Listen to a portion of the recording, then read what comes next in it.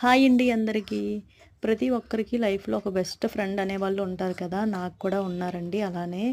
అయితే మేమిద్దరం ఎంత క్లోజ్ అంటే చాలా క్లోజు. అలా అని చెప్పేసి స్కూల్ నుండి, కాలేజ్ నుంచి కూడా ఫ్రెండ్స్ అయితే కాదు.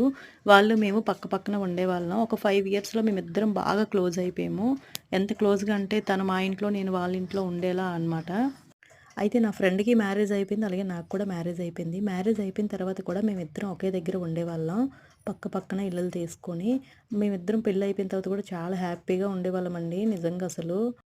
అంత హ్యాపీగా ఉన్న మా ఇద్దరి మధ్యలోకి ఒక వ్యక్తి అయితే వచ్చింది. ఇంక ఇద్దరిని విడదీసేసిందండి. లేనిపోయిన మాటలన్నీ చెప్పేసి. తన మీదొచ్చి నాకు, నా మీద తనకి అలా చెప్పి మా ఇద్దరి మధ్యలో గొడవలయితే పెట్టేసింది. అలా అని చెప్పేసి మేమెప్పుడు కూడా గొడవలాడుకోలేదు. ఇంకా అలా మాట్లాడుకోవడం అయితే మానేసాము. నాకైతే ఇప్పటికి కూడా నా ఫ్రెండ్ అంటే చాలా ఇష్టం. నేనైతే అసలు వదులుకోలేదు. తనే నన్ను వదిలేసింది. అయినా సరే పర్లేదు కానీ నేనొకటే చెప్తున్నాను. అలా చెప్పుడు మాటలయితే అసలు